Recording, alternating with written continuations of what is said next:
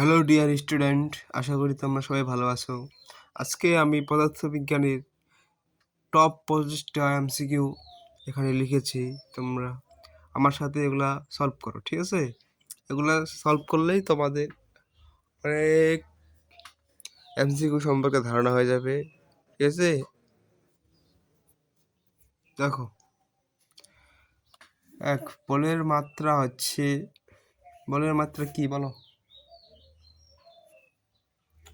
বলের মাত্রা কি তোমরা অবশ্যই জানো, ঠিক আছে? বলের মাত্রা কি তোমরা অবশ্যই জানো, ml t ইনভার্স 2, ঠিক আছে? তাহলে অ্যান্সার আমাদের এইটা। নিচে কোন যন্ত্রে এক্সরে ব্যবহার করা হয়? কোনটাতে বলো? নিচের কোন যন্ত্রতে এক্সরে ব্যবহার করা হয়? এগুলো তোমাদের অবশ্যই জানতে হবে, ঠিক আছে? এই জিনিসগুলো জানলে তোমাদের এমনি কমন পড়ে আসবে। তাহলে নিচের কোনটি? CT scan. সিটি স্ক্যানে এক্সরে ব্যবহার করা হয়। এক্সরে না ব্যবহার করলে সিটি স্ক্যান হবে না। 3 নম্বরে কি আছে দেখো, নিচের কোনটি অপরিবাহী পদার্থ? নিচের কোনটি অপরিবাহী পদার্থ বলো, কোনটা হবে? Aluminium, silicon, rubber, germanium? Rubber, ঠিক আছে? এগুলা তোমাদের অবশ্যই মাথায় রাখতে হবে, মাথায় না রাখলে হবে না, ঠিক আছে? 4, একটা ইলেকট্রনের চার্জ কত? একটা ইলেকট্রনের চার্জ কত, এটা তোমাদের অবশ্যই মাস্ট বি মোস্ট ইম্পর্টেন্ট একটা, ঠিক আছে? মোস্ট ইম্পর্টেন্ট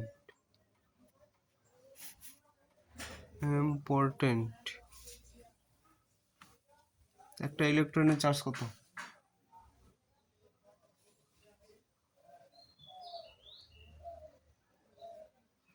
-1.6 ইন্টু 10⁻19 কেলভিন, ঠিক আছে?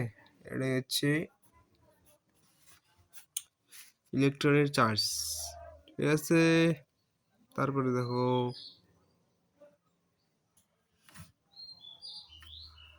ভর একই হলে নিচের কোন পদার্থটির আয়তন বেশি হবে? নিচের কোন পদার্থটির ভর একই হলে?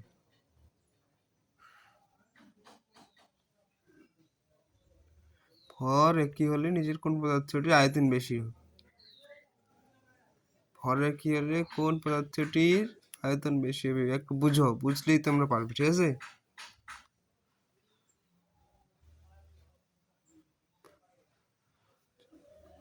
তাহলে হবে কাঠ, ঠিক আছে?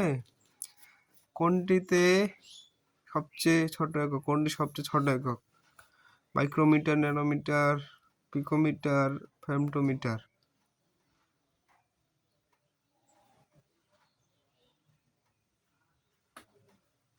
ফেমটোমিটার, ঠিক আছে? তারপর দেখো, 500 কেজি ভরের একটি বস্তু 20 ms ইনভার্স 1 বা বিটা মিটার পার সেকেন্ড বেগে চলে, ঠিক আছে? 20 মিটার পার সেকেন্ড বেগে চলে, ঠিক আছে? বস্তুটিতে 0.5 মিটার পার সেকেন্ড মন্দন সৃষ্টি করলে 10 সেকেন্ড পরে গতিশক্তি কত হবে? গতিশক্তি কত হবে এটা তোমরা একটু সাইন্টিফিক ক্যালকুলেটর দিয়ে করো। আমার কাছে সময় নাই, আমি তোমাদের ডাইরেক্ট অ্যান্সার দিয়ে দিচ্ছি, ঠিক আছে? 7 ক। 8, একটি শব্দ তরঙ্গের বিস্তার কত গুণ বাড়ালে এর শক্তি 9 গুণ বৃদ্ধি পাবে? একটি শব্দ তরঙ্গের বিস্তার কত গুণ বাড়ালে এর শক্তি 9 গুণ বৃদ্ধি পাবে?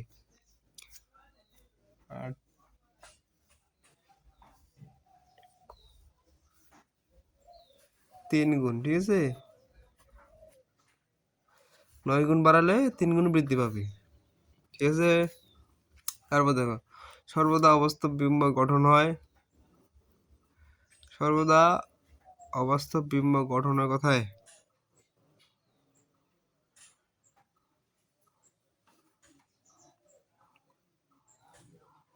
উত্তল দর্পণ ও অবতল লেন্সে। উত্তল দর্পণ ও অবতল লেন্সে। তারপরে দেখো, চাপ অপরিবর্তিত রেখে একই তাপমাত্রার পার্থক্যে নিচের কোন পদার্থটির প্রসারণ সবচেয়ে বেশি হবে? অক্সিজেন। ঠিক আছে, চাপ পরিবর্তিত রেখে তাপমাত্রার পার্থক্যে অক্সিজেন পদার্থটি প্রসারণ সবচেয়ে বেশি হবে। ঠিক আছে, তারপরে দেখো, এই যে একটা বর্তনী দেওয়া আছে, উপরের বর্তনীতে কত তড়িৎ প্রবাহিত হবে? এখানে 12, 10, 30। ঠিক আছে, এখন তোমাদের এটা একটু সাইন্টিফিক ক্যালকুলেটরে বাইর করতে হবে। ঠিক আছে, তোমরা একটু করো, তাহলে 11 কত হবে করে আমাকে জানাও, কমেন্টে অবশ্যই জানাবে। ঠিক আছে, 11 12 এম্পিয়ার। ঠিক আছে,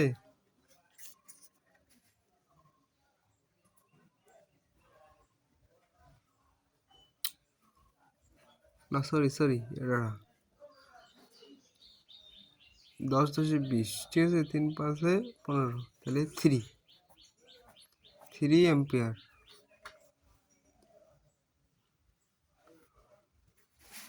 একটা 40 ইউএফ ক্যাপাসিটারে 3.2 এত চার্জ দেওয়া হলে সেখানে ইলেকট্রিক চার্জ দেওয়া হবে, এর বিভব হবে 8 ভোল্ট। সেখানে নিচের কোনটা সঠিক?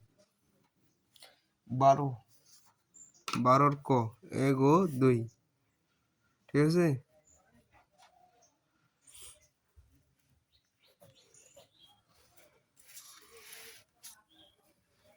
নিচে 13 ও 14। ঠিক আছে, এটা একটি চিত্র। এখান থেকে তোমাদের এখন এবি লক্ষ্যবস্তুটি প্রধান ফোকাস ও বক্রতার কেন্দ্রের দিকে মাঝখানে রাখা হয়েছে। দর্পণের মেরু হতে কত দূরে বিম্ব গঠন হয়? কত? একটু একটু ভাবো।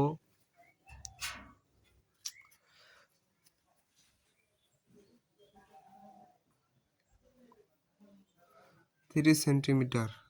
ঠিক আছে,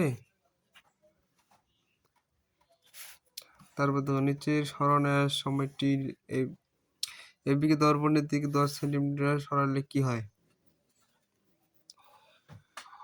10 সেন্টিমিটার সরালে কি হয়?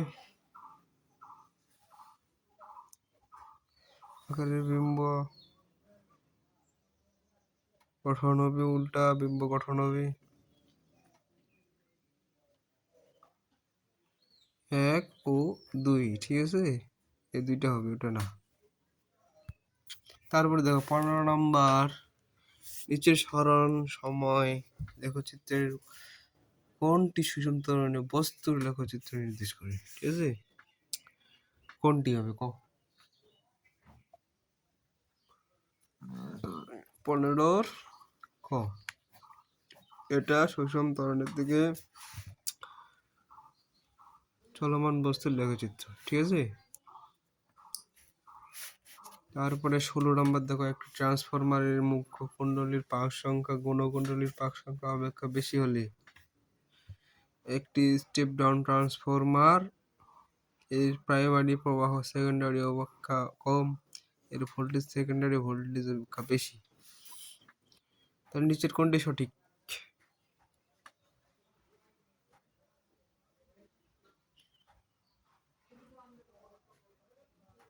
16 ঘ, তিনটাই সঠিক। ঠিক আছে, তিনটাই সঠিক। তারপরে দেখো 17, একজন বালক 50 নিউটন বল দ্বারা ঘর্ষণ হীন মেঝেতে একটি 2 × 10⁴ গ্রাম ভরের বাক্সকে ধাক্কা দেয়, বাক্সটির ত্বরণ হবে কত? কত হবে? ঠিক আছে, 17।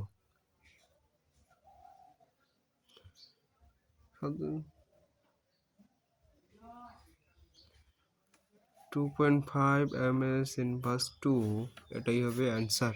তারপরে দেখো, an bn মাইনাস 4, ঠিক আছে। এটা তোমাদের এ ও বি তেজস্ক্রিয় মৌল যাদের অর্ধায়ু পর্যায়ক্রমে 100 বছর ও 200 বছর। উপরোক্ত তথ্যের আলোকে তাহলে 18 বছর পর কি হবে?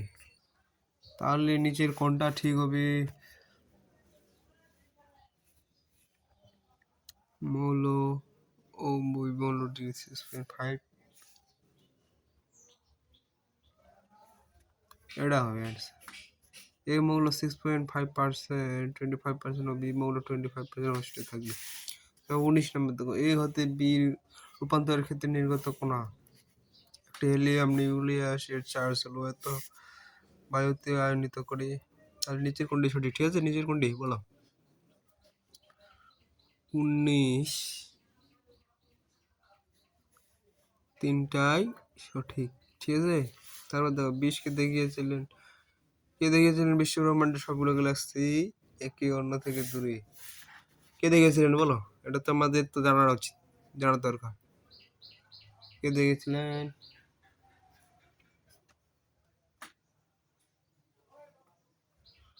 হাবল, ঠিক আছে। দোলনায় দুলতে থাকা শিশুর গতি হলো, দোলনায় দুলতে থাকা কি গতি হবে বলো? দোলনায় দুলতে থাকা শিশুর গতি হবে কি? এটাকে কি বলে?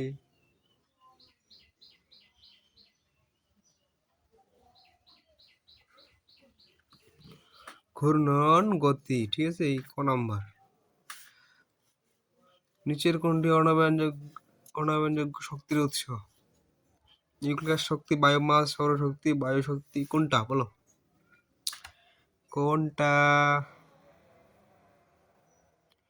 অণাবয়নযোগ্য শক্তির উৎস?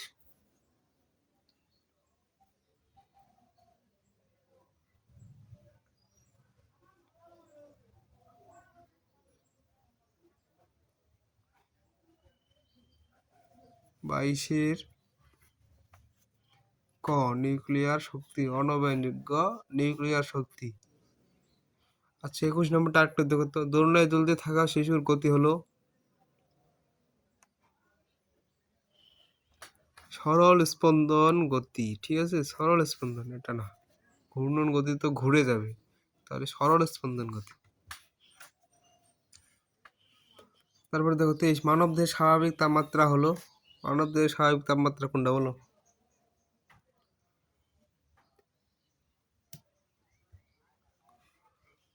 (36.89°C) নাকি? তারপর দেখো 24, বাতাসের প্রবাহ দিয়ে তৈরি বাদ্যযন্ত্র কোনটি? হারমোনিয়াম। পানিতে আলোর বেগ কত? পানিতে আলোর বেগ কত?